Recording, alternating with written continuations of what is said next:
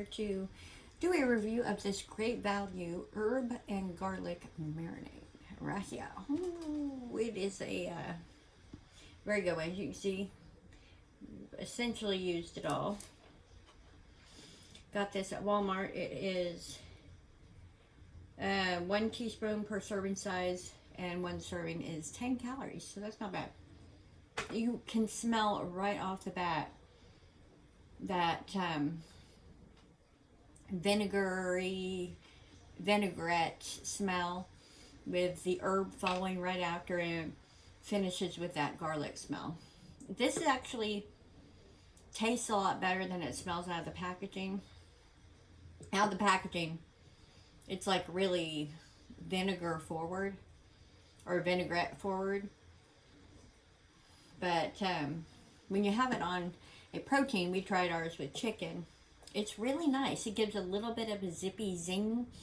But you definitely get the garlic and you definitely get that herb flavor. So we will be buying this again. I would recommend it to others, and I will see if I can find a link. If I can, I will put it below.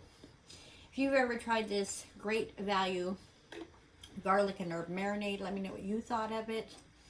And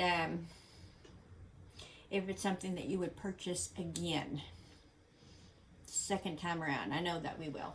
And if you haven't tried this, do you typically like marinades if you cook? I like them just because it's a quick, easy day before marinate. Leave it in the fridge overnight, let it get all them yummy flavors, and then cook it up.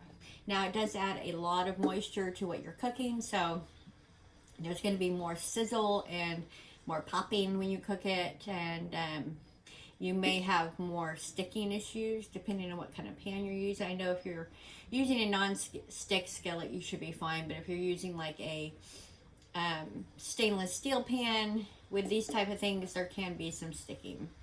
So, yeah. Thank you so much for watching, and I'll see you in the next review. Bye.